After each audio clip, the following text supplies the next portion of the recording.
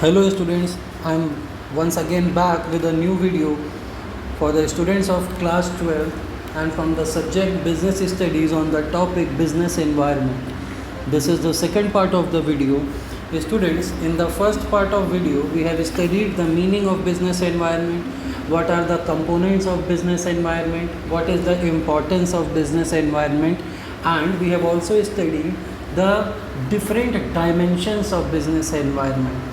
So students, in this part of video we will discuss about the economic policy of 1991 and we will also discuss some facts and some figures related on demonetization.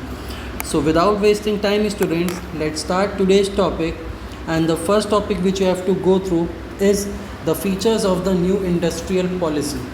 But features को समझने से पहले ये जानना ज़रूरी है कि industrial policy है क्या. Students, in the year 1991 Indian economy को बहुत सीरियस फॉरेन एक्सचेंज क्राइसिस को फेस करना पड़ा था, जिस वजह से गवर्नमेंट का बजट डेफिसिट में चला गया था, गवर्नमेंट लॉस में चली गई थी. तो इन द ईयर 1991 गवर्नमेंट ने एक पॉलिसी बनाई जिसको नाम दिया गया the new industrial policy. This policy was formed in July 1991 and the main aim of this policy was to create a more competitive environment in the economy. अच्छा एक environment, competitive environment create किया जा सके, जो unwanted barriers हैं, जो unwanted obstacles हैं business world के, उनको हटाया जा सके ताकि firms grow कर सकें. अगर इनके फीचर्स की बात करें तो जैसे सबसे पहला फीचर था डी लाइसेंसिंग. डी लाइसेंसिंग का सिंपल सा मतलब था अनवांटेड जो लाइसेंसेस थे, अनवांटेड जो परमिशंस थी या अनवांटेड जो भी बैरियर्स थे बिज़नेस की ग्रोथ में, वो सारे हटाए गए. गवर्नमेंट ने उन सबको हटाने के लिए ऑर्डर्स दिए.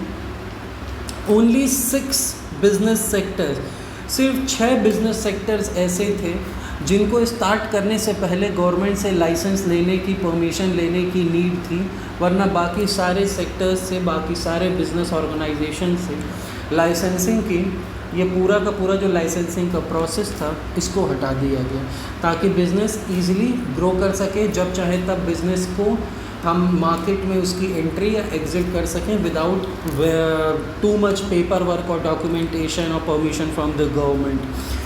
दूसरी बात थी decrease of the role of the public sector. हम पब्लिक सेक्टर वो अंडरटेकिंग्स होती हैं जिनका कंट्रोल गवर्नमेंट के पास होता है. तो इस पॉलिसी के अंडर ये कहा गया कि ज़्यादा से ज़्यादा अंडरटेकिंग्स प्राइवेट इंडिविजुअल्स के हाथ में दिया जाना चाहिए. पब्लिक सेक्टर अंडरटेकिंग्स का रोल कम किया जाना चाहिए इकॉनमी में. प्राइवेट सेक्टर में काम जल्दी होता है, एफिशिएंसी ज़्यादा है, इफ़ेक्टिवनेस ज़्यादा है, प्रोडक्शन ज़्यादा है, कस्टमर सेटिस्फैक्शन ज़्यादा है in comparison to public sector undertaking. Public sector undertakings में काम in comparison to private sector slow होता है. आजकल आप लोग को ही पता है कि there is a lot of corruption in public sector undertakings also. So the role of public sector was very limited and more emphasis was laid on opening private sector. अगला जैसे आपने देखो लिखा हुआ है डिसइन्वेस्टमेंट. डिसइन्वेस्टमेंट का मतलब होता है it refers to selling a part or whole of shares of public sector undertakings. It was carried out in case of many public sector industrial enterprises. किसी भी पब्लिक सेक्टर अंडरटेकिंग का कोई एक हिस्सा या पूरे के पूरे शेयर्स मार्केट में सेल कर देना, दिस वाज डिसइन्वेस्टमेंट. ये आपके पहले वाले पॉइंट से ही रिलेटेड है. It was just connected that the role of the public sector या that the role of the government enterprises should decrease in the economy.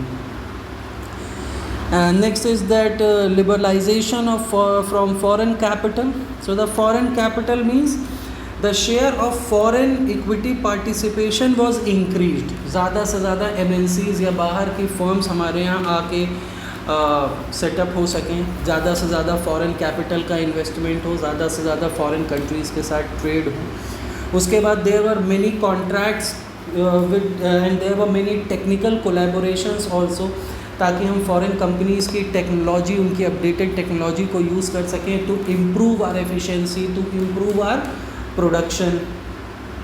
And जो स्मॉल स्केल इंडस्ट्रीज़ थी, जो मीडियम स्केल इंडस्ट्रीज़ थी, उनके upliftment के लिए भी काफ़ी कुछ इस इंडस्ट्रियल पॉलिसी में कहा गया कि that they should be promoted, they should be given loans from banks on very easy paper work and very less interest rate, that they should also grow.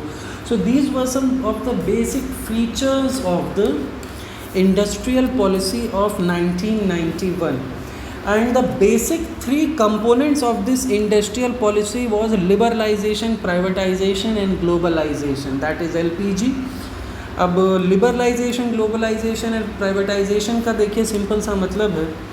Liberalisation का मतलब होता है अनवांटेड रूल्स एंड रेगुलेशंस को हटाना. Liberalisation simply means removal of unnecessary controls and restrictions on business. Privatisation का मतलब अभी हमने पढ़ा, it means giving more importance to the private sector in nation building process and we should reduce the role of public sector undertakings. And globalisation का मतलब था students कि integration of our economy with the world leading economies so that we should also be on the global level. World की बड़ी बड़ी economies के साथ हम इंटीग्रेट करें, उनके साथ बिजनेस करें, कॉन्ट्रैक्ट करें, ताकि हमारी इकोनॉमी को भी ग्लोबल लेवल पर जाना जाए. लिबरलाइजेशन का सिंपल सा मतलब अभी आपने पहले भी पढ़ा फीचर्स में, unwanted rules and regulation, unwanted taxes, unwanted paper work, unwanted licence, unwanted documentations को हटाया जाए. उसके बाद टैक्स रेट्स कम किए जाएं, इंपोर्ट एक्सपोर्ट के प्रोसीजर में सिंप्लीफिकेशन किया जाए, टेक्नोलॉजी की इंपोर्ट एक्सपोर्ट में या फॉरेन कैपिटल के इंपोर्ट एक्सपोर्ट में थोड़ा सा लिबरल होना चाहिए गवर्नमेंट को. प्राइवेटाइजेशन सिंपली थी डिसइन्वेस्टमेंट के ऊपर. डिसइन्वेस्टमेंट फिर से वही है कि पब्लिक सेक्टर अंडरटेकिंग्स को ज़्यादा से ज़्यादा बंद करके ज़्यादा से ज़्यादा प्राइवेट सेक्टर अंडरटेकिंग्स के हाथ में पावर दी जाए, सो that the nation should build, and it should build at a very fast speed, because the work of public sector undertakings, as discussed earlier also, that we have also discussed, that it is very slow, the production is very less, they are unable to meet the consumers demand. Globalization is very important students.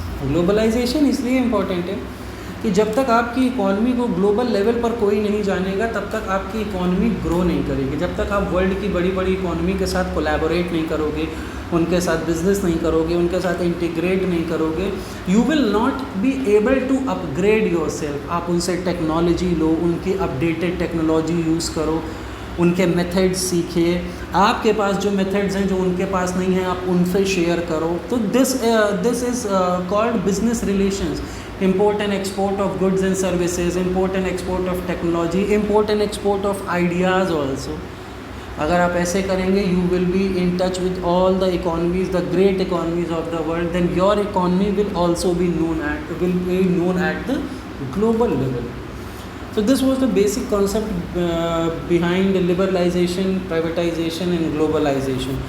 Moving ahead students, one of the very major issues which was faced by the Indian economy in the year 2016 was demonetization. 8 नवंबर 2016 सबको याद है जब government of India ने 500 और 1000 रुपये के note बंद कर दिए थे. उसको हम लोग डीमोनेटाइजेशन कहते हैं. डीमोनेटाइजेशन का सिंपल सा मतलब था कि जो करेंसी है या कुछ करेंसी के कुछ ऐसे यूनिट्स जिनको बैन कर दिया जाए, उनको इकोनॉमी से रिमूव कर दिया जाए as legal tender money. Legal tender money का मतलब जैसे ही आप उनको रिमूव करेंगे that unit of money will become illegal. अब अगर आपके पास अभी भी 500 या 1000 रुपये के नोट्स हैं तो वो लीगल मनी नहीं है, that is an illegal money. So globalisation simply means it is an act of removing a currency unit of its status as legal tender. और हम सब ने इसको फेस किया है. अभी हाल ही में 3-4 साल पहले की बात है, हम सब ने इसको फेस किया. तो हम सबको पता है डीमोनेटाइजेशन क्या है. बहुत सारी डिबेट्स हुई उस पर डीमोनेटाइजेशन पे कि it is good for the economy or it is bad for the economy. बहुत से लोगों ने इसको क्रिटिसाइज़ किया, बहुत से लोगों ने इसको अप्रिशिएट किया. But being a commerce student, being a student of business, you should know first of all that what are the main features of demonetization. First of all it is viewed as a tax administration measure. Tax administration measure का मतलब है कि ऐसे लोग जो अपने wealth का या अपनी इनकम पे इनकम टैक्स नहीं पे करते हैं और उसको एज अ ब्लैक मनी अपने पास रख लेंगे, तो that particular amount of money वो इकॉनमी में आया ही नहीं, वो हमारी नेशनल इनकम का पार्ट बना ही नहीं, वो तो ब्लैक मनी में चला गया। और एक ऐसे ही एक पैरेलल इकॉनमी बना दी थी हमारे बहुत सारे टैक्स पेयर्स ने टैक्स ना पे करके। तो डीमोनेटाइजेशन से क्या हुआ, वो सारा का सारा पैसा बाहर आ गया। एक तरह से अगर देखा जाए तो ब्लैक मनी और ब्लैक इकॉनमी पे एक तरह का बैन लग गया बहुत समय के लिए, बिकॉज वो सारे पैसे जो लोगों ने अपने पास दबा के रखे थे टैक्स ना देने के लिए, वो सारे बाहर आ गए। तो सबसे पहला तो काम यही हुआ कि ब्लैक मनी ख़त्म हो गया, एक ब्लैक इकॉनमी जो हम पैरेलल लेके चल रहे थे वो ख़त्म हो गई। टैक्स इवेजन, जो लोग टैक्स डिसओबे कर रहे थे, नहीं पे कर रहे थे, उनको भी टैक्सेस पे करने पड़े। उनको भी, अगर आपने बहुत सारा पैसा एक साथ डीमोनेटाइजेशन के दौरान निकाला हो तो बैंक ने उसकी डिटेल्स मांगी कि आपके पास ये पैसा कहाँ से आया, और अगर वो पैसा बहुत ज़्यादा अमाउंट में था तो मनी बहुत ज़्यादा अमाउंट में था तो क्या क्या आपको उस पर टैक्सेस पे करने पड़े। So this was one of the basic feature of demonetisation. उसके बाद it led to channelising savings into formal financial system by a very large amount of cash was deposited into bank accounts during demonetization, और आपको withdraw करने की limit बहुत कम थी। एक दिन में सिर्फ 4,000 रुपये आप विड्रॉ कर सकते थे, मगर डिपॉजिट लोगों ने बहुत बल्क में किया। और जब बल्क में गवर्नमेंट के पास पैसे आए या बैंक्स के पास पैसे आए तो उससे क्या हुआ, बैंक्स के फंड्स इंक्रीज़ हो गए, बैंक्स और ज़्यादा लोन्स देने में केपेबल हो गई। जब बैंक लोन देने में केपेबल हो गई तो बैंक्स का फाइनेंशियल सिस्टम, बैंक के फाइनेंशियल पोजीशन सुधरने लगी, इकॉनमी की फाइनेंशियल पोजीशन सुधरने लगी, क्योंकि इतना ज़्यादा पैसा इकॉनमी में एक साथ आया। तो स्टूडेंट, ये तो बात हो गई कि what are the features of demonetisation. Now अब हमने अभी बात की थी कि 1991 में पॉलिसी एक बनाई गई, लिबरलाइजेशन, ग्लोबलाइजेशन, प्राइवेटाइजेशन पे बहुत फोकस किया गया। सो कौन कौन से, what were the impact of that particular industrial policy on the business in our country, वो इम्पैक्ट्स देख लेते हैं। सबसे पहले कंपटीशन इंक्रीज़ हो गया, जैसे जैसे प्राइवेट सेक्टर्स के हाथ में पावर जाती गई, the competition between the businesses increased.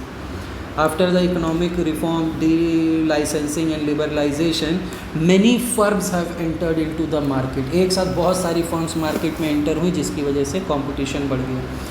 इतनी सारी फर्म्स आ गई, इतने सारे प्रोडक्ट्स आ गए तो कस्टमर भी डिमांडिंग हो गए, अब हम भी डिमांडिंग हो गए। पहले हमारे पास चॉइसेस कम थी तो हमारी डिमांड कम थी, अब हमारे पास चॉइसेस ज़्यादा है। हम एक कोई पर्टिकुलर कमोडिटी ख़रीदने जाते हैं और शॉपकीपर हमारे सामने उसी कमोडिटी के अलग अलग ब्रांड्स के बहुत सारे पीसेस रख देता है, तो कस्टमर्स डिमांडिंग हो गए। उसके बाद when we started interacting, we started integrating with the foreign economies, हमारी टेक्नोलॉजी अपग्रेडेशन होने लगी। आपने अपने घरों में भी देखा होगा, the first television black and whites हुए, फिर कलर्ड हुए, डब्बे वाले टीवी, अब तो एलईडी टीवी हो गए, अब तो स्मार्ट टीवी आ गए, टच स्क्रीन टेलीविजन्स आ गए, फोल्डेबल स्क्रीन टेलीविजन्स आ गए, फोल्डेबल स्क्रीन टेलीफोन्स आ गए। तो this was the upgradation of the technology and this was just because of globalisation. उसके बाद necessity for change.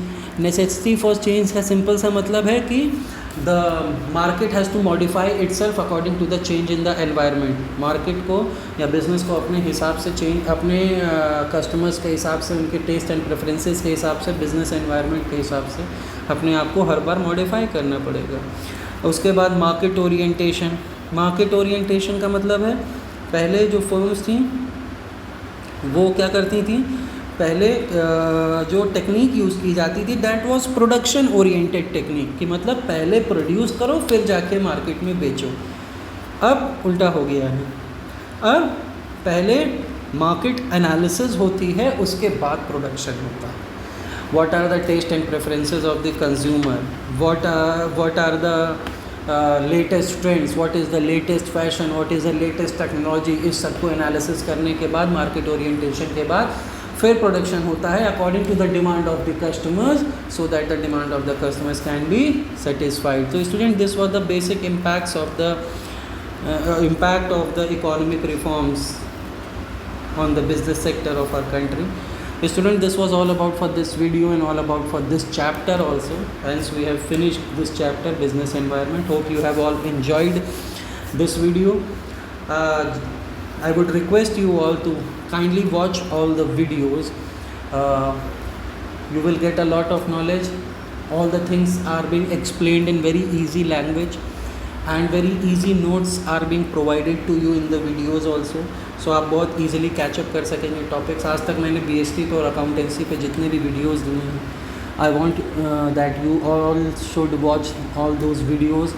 And again I am saying this कि if you have any problem in any video, in any topic, you can ask me anytime. I am always there for my dear students. And in our next class and in our next video, we will come up with the new topic of business studies of class 12, that is planning. Till then, keep watching my videos, keep studying. Thank you everyone. Best of luck.